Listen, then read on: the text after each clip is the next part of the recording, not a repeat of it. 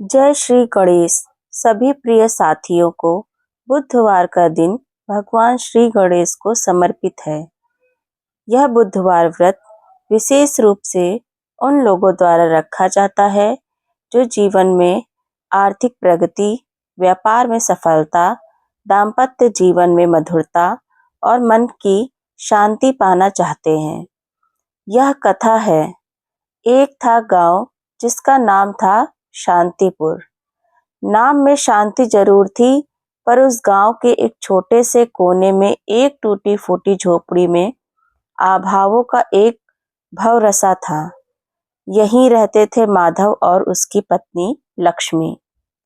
माधव एक किसान जिसका नाम तो माधव था, पर उसके जीवन में कोई कार्य नहीं था, बस सूखा रूखा और संघर्ष। उसके जमीन छोटी थी, फसलें अक्सर रूठ जाती थी और गरीबी ने उनके घर को अपना स्थायी पता बना लिया था। पर इस अभाव के बीच भी लक्ष्मी थी। लक्ष्मी जिसके नाम में ही धन था, पर उसके पास कोई भौतिक धन नहीं था। उसके पास था तो बस अटूट विश्वास और हृदय में बसी एक निर्मल अविरल भक्ति। लक्ष्मी का रंग सांवला था, हाथ हमेशा काम में जुटे रहने के कारण खुरदुरे, और आंखें, हाँ, उसकी आंखें वे हमेशा एक शांत गहरी आस्था में चमकती रहती थी। उसकी भक्ति का केंद्र था सबके दुख हरने वाले प्रथम पूज्य विघ्नहर्ता भगवान गणेश। माधव बेचारा, उसकी आंखें तो बस खेत की मिट्टी, आसमान के बादल और खाली पड़े अन्य भंडार को देखती थी। उसे लक्ष्मी की यह अनमोल भक्ति समझ ही नहीं आती थी। वो तो बस सोचता था, इस पूजा पाठ से क्या होगा, पेट तो तब भरेगा जब खेत में दाना उगेगा। यह औरत भी ना बस अपना समय बर्बाद कर रही है। लक्ष्मी का एक नियम था जो उसने वर्षों पहले अपने मन में, अपनी आत्मा में, अपने हर श्वास में उतार लिया था। हर बुधवार को ब्रह्म मुहूर्त में, जब पूरब में सूरज की पहली किरणें धरती को सहलाने की कोशिश कर रही होती थी, लक्ष्मी उठ जाती थी। वो एक छोटा सा पीतल का लोटा लेती, अपनी पुरानी फटी हुई साड़ी को ठीक से लपेटती और निकल पड़ती थी गंगा जल लाने। गंगा मैया की जय हो। उसके होठ धीरे से बुदबुदाते। गांव से गंगा घाट तक का रास्ता कोई आसान नहीं था। कच्चा, पथरीला, कहीं कीचड़ तो कहीं कटीली झाड़ियां। सुबह के धुंधले में वो रास्ता और भी विकट लगता था, पर लक्ष्मी के मन में एक ही धुन सवार रहती थी, गणेश जी को गंगा जल अर्पित करना है। उनकी कृपा से ही तो सब ठीक होगा।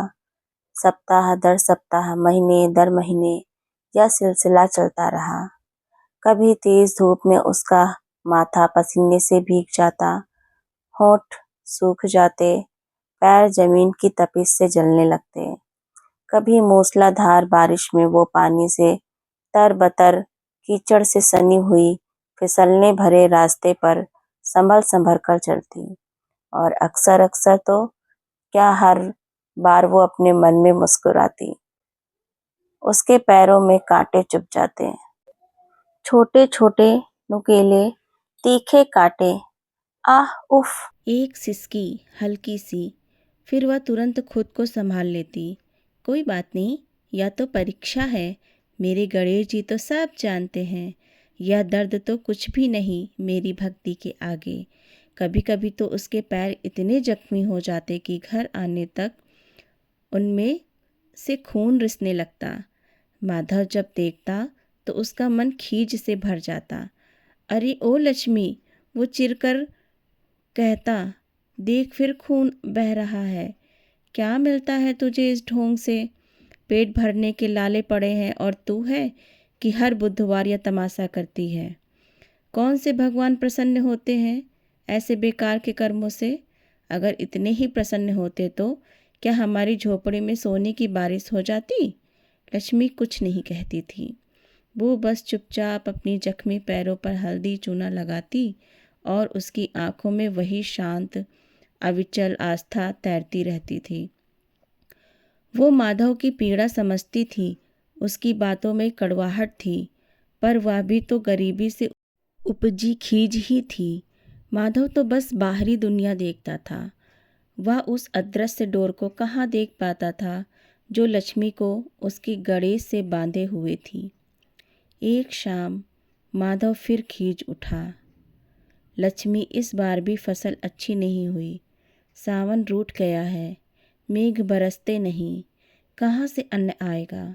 बच्चे भूखे मरेंगे क्या? और तू है कि फिर बुधवार के लिए तैयारी कर रही है? उसने रूखे स्वर में कहा। माधव जी, लक्ष्मी ने धीरे से कहा, विश्वास रखिए, मेरे गणेश जी सब जानते हैं, उनकी कृपा कभी व्यर्थ नहीं जाती। कृपा? माधव हंसा। कौन सी कृपा? जहाँ से आता है वहीं से लाती हूँ, और जहाँ से आता है वहीं पर अर्पित करती हूँ। अरे अगर इतनी ही भक्ति है तो तू क्यों नहीं अपने भगवान से एक बार कहकर सारी गरीबी दूर करवा देती? बस पैर छलनी करती रहती है। यह बात सुनकर लक्ष्मी की आंखें नम हो गईं, पर उसने अपने आंसुओं को भीतर ही पी लिया। वो जानती थी माधव की बातें उसके दुख से जन्मी थी। उसका विश्वास कभी डगमगाया नहीं, बल्कि और दृढ़ होता गया। जरूर एक दिन मेरे गणेश जी मेरी सुनेंगे, जरूर। अगला बुधवार आया। आसमान में सुबह से ही काले बादल छाए हुए थे। हवा में नमी थी और ऐसा लग रहा था जैसे मूसलाधार बारिश बस होने ही वाली है। लक्ष्मी उठी अपने नियम के अनुसार, पर इस बार उसके शरीर में कुछ अधिक ही थकान थी। रात भर वो खेतों में पानी देने के लिए भागी दौड़ी थी और अब उसका बदन टूट रहा था। आज मत जा लक्ष्मी, माधव ने उसकी तरफ देखे बिना कहा। बाहर आंधी तूफान जैसा माहौल है और तेरे पैर भी तो अभी ठीक से ठीक नहीं हुए हैं। नहीं माधव जी, लक्ष्मी ने दृढ़ता से कहा, यह मेरा व्रत है। मेरे गणेश जी प्रतीक्षा कर रहे होंगे। चाहे कुछ भी हो जाए, मैं ज़रूर जाऊंगी। माधव ने सिर धुन लिया। जा कर ले अपना ढोंग, एक दिन तू इन्हीं कांटों में फंसकर रह जाएगी। उसकी आवाज़ में एक निराशा थी। लक्ष्मी मुस्कुराई। उनकी इच्छा के बिना तो एक पत्ता भी नहीं हिलता माधव जी। फिर मेरे साथ कैसे कुछ गलत हो सकता है? उसने अपना लोटा उठाया और निकल पड़ी। रास्ता पहले से कहीं ज़्यादा मुश्किल था। कीचड़ घुटनों तक भर चुका था और कटीली झाड़ियाँ बारिश के कारण और भी ज़्यादा आक्रामक लग रही थी। आसमान में बिजली कड़क रही थी और बादलों की गर्जना से पूरा वातावरण गूंज रहा था। लक्ष्मी के कदम भारी थे। उसके पैरों में पहले से ही जख्म थे और अब नए कांटे बार बार चुभ रहे थे। आह उफ! इस बार सिसकी कुछ गहरी थी। दर्द की एक लहर उसके पूरे शरीर में दौड़ गई। वो हर कदम पर लड़खड़ा रही थी, पर उसकी आंखों में गणेश जी का वही सौम्य रूप तैर रहा था। नहीं, मैं रुक नहीं सकती, मुझे जाना ही है। उसने जैसे तैसे गंगा घाट तक का सफ़र तय किया। गंगा मैया जो आमतौर पर शांत और शीतल रहती थी, आज उनकी लहरें भी उफन रही थी, मानो लक्ष्मी की परीक्षा ले रही हों। लक्ष्मी ने कांपते हाथों से लोटा भरा। गंगा जल के स्पर्श से उसे थोड़ी स्फूर्ति मिली। बस अब तो मंदिर तक ही जाना है। वापसी का रास्ता और भी दुष्कर था। बारिश तेज होती जा रही थी। हवा के झोंके उसे पीछे धकेल रहे थे। उसके पैर अब पूरी तरह से बेजान हो चुके थे। हर कदम पर एक नया दर्द, एक नई पीड़ा। हे गणेश जी, हे मेरे विघ्नहर्ता, शक्ति दो, बस मंदिर तक पहुंच जाऊं। वो बुदबुदाई। उसकी आवाज़ बारिश के शोर में कहीं दब गई। गांव के मंदिर की सीढ़ियां अब दूर नहीं थी। वो कुछ ही कदम दूर थी जब अचानक एक तेज हवा का झोंका आया। लक्ष्मी ने संतुलन खो दिया। उसके हाथों से पीतल का लोटा छूट गया और गंगा जल जमीन पर बिखर गया। नहीं, उसके मुंह से एक करुण चीख निकली। उसी क्षण उसके पैरों में एक गहरा भयानक कांटा चुभा। ऐसा लगा जैसे उसकी सारी शक्ति, सारी चेतना उसी एक पल में छिन गई हो। उसकी आंखों के सामने अंधेरा छा गया। लोटे के टूटने और गंगा जल के बिखरने का दुख और पैरों का असहाय दर्द, वह सब मिलकर एक ऐसा बोझ बन गया जिसे वह और नहीं उठा सकी। गणेश जी, उसका धीमा टूटा हुआ स्वर, और फिर लक्ष्मी जमीन पर गिर गई बेहोश। बारिश की तेज धार उसके निष्प्राण शरीर को धो रही थी, जैसे गंगा मैया स्वयं उसके पावन शरीर का अभिषेक कर रही हों। माधव, जो घर में बेचैनी से टहल रहा था, अपनी पत्नी के लौटने की प्रतीक्षा कर रहा था। जब बहुत देर हो गई और तूफान थमने का नाम नहीं ले रहा था, तो उसके मन में डर समाने लगा। कहीं कुछ हो ना गया हो। वो पगली औरत इतनी जिद्दी है। वो लालटेन लेकर बाहर निकला। गांव की गलियां सूनी थी, सिर्फ बारिश और हवा का शोर था। वो चिल्लाया, लक्ष्मी, ओ लक्ष्मी, कहाँ है तू? कोई जवाब नहीं। माधव का दिल जोरों से धड़कने लगा। वो दौड़ा। जहाँ जहाँ लक्ष्मी हर बुधवार जाती थी, उन रास्तों पर मंदिर के पास पहुँचते ही उसने देखा, कीचड़ में बारिश में भीगी हुई लक्ष्मी का शरीर पड़ा था। उसके पास ही टूटा हुआ लोटा और बिखरा हुआ गंगा जल। लक्ष्मी! माधव चीखा। यह चीख उसके हृदय से निकली थी, जिसमें खीज नहीं बल्कि गहरा भय और चिंता थी। वो भागा लक्ष्मी के पास। उसने उसे उठाया। उसका शरीर ठंडा पड़ चुका था। उसके पैर जख्मी थे और उन पर ताजे कांटों के गहरे निशान थे। माधव ने लक्ष्मी को घर लाया। उसने उसे सूखे कपड़े पहनाए, आग जलाई और रात भर उसके पास बैठा। आंखों से नींद कोसों दूर थी। वह पहली बार अपनी पत्नी की भक्ति का यह विकट रूप देखकर हैरान हो गया। उसके मन में अपराध बोध का सैलाब उमड़ पड़ा। मैंने उसका मजाक उड़ाया, उसकी आस्था पर हंसा। हे भगवान, अगर इसे कुछ हो गया तो मैं क्या करूँगा? रात जैसे तैसे कटी। सुबह हुई और आसमान अभी तो बादलों से ढका था। लक्ष्मी की हालत थोड़ी स्थिर हुई, पर वो अभी कमज़ोर थी। माधव ने उसे देखा और फिर बाहर निकला। उसका मन अशांत था। खेतों में भी तो देखना है, कल रात की बारिश से क्या हाल हुआ होगा। वो खेत की ओर चला। उसके कदम भारी थे, मन उदास। खेत की मेड़ पर पहुंचकर उसने जो देखा वो उसकी कल्पना से भी परे था। उसकी आंखें फटी की फटी रह गई। उसके होठ खुले के खुले रह गए। वह जहाँ कल तक सिर्फ सूखी बंजर जमीन थी, जहाँ उसकी फसलें अक्सर सूख जाती थी, आज वहाँ यह क्या है? माधव के मुंह से अनायास निकला। खेतों में हरी भरी फसलें लहलहा रही थीं, और वे सिर्फ हरी भरी नहीं थी। उन फसलों के बीच सूर्य की हल्की किरणों में कुछ ऐसा चमक रहा था मानो सोना बिखरा पड़ा हो। पीली सुनहरी बालियाँ, एक एक दाना मोतियों जैसा चमकता हुआ। हवा के हल्के झोंके, वे ऐसे हिल रही थी जैसे लाखों दिए एक साथ झिलमिला रहे हों। हर दाना इतना भरा हुआ, इतना परिपूर्ण। यह कोई सामान्य फसल नहीं थी, यह तो कोई दिव्य चमत्कार था। खेत के कोने कोने तक, जहाँ तक नजर जा रही थी, सिर्फ और सिर्फ स्वर्ण सी चमकती फसलें, जैसे धरती ने अपने सारे रत्न उगल दिए हों। माधव जमीन पर घुटनों के बल बैठ गया। उसकी आंखों से आंसू झरझर बहने लगे। यह खुशी के आंसू थे, आश्चर्य के आंसू थे, और सबसे बढ़कर पश्चाताप के आंसू थे। हे गणेश जी, उसके मुंह से निकला। उसकी आवाज़ रंध गई थी। हे मेरे विघ्नहर्ता, मैंने क्या समझा था?